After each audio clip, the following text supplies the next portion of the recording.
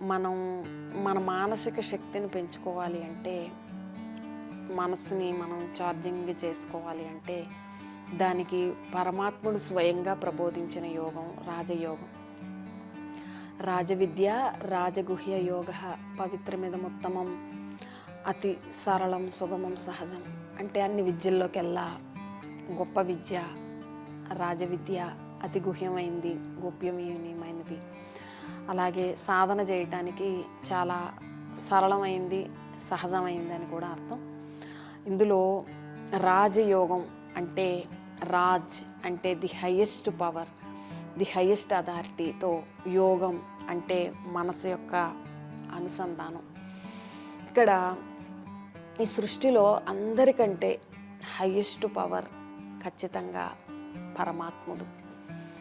పరమాత్మ అంటే supreme power, పరం అంటే సుప్రీం, ఆత్మ అంటే soul, supreme soul, supreme being.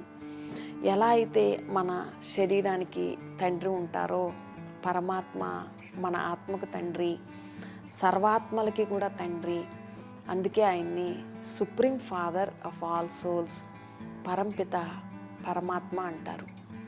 ఆత్మస్వరూపం ఎలా పాయింట్ ఆఫ్ లైట్, జ్యోతిర్బిందువు, ఆత్మకు తండ్రి, పరమాత్మ స్వరూపం కూడా అదేవిధంగా ఒక ఎనర్జీ, పాయింట్ ఆఫ్ లైట్. పరమాత్మకి భౌతికమైనటువంటి రూపం ఏమీ ఉండదు. అంటే పరమాత్మ భౌతికమైన వారు కాదు కాబట్టి చర్మచక్షువులతో ఆయన్ని చూడలేము.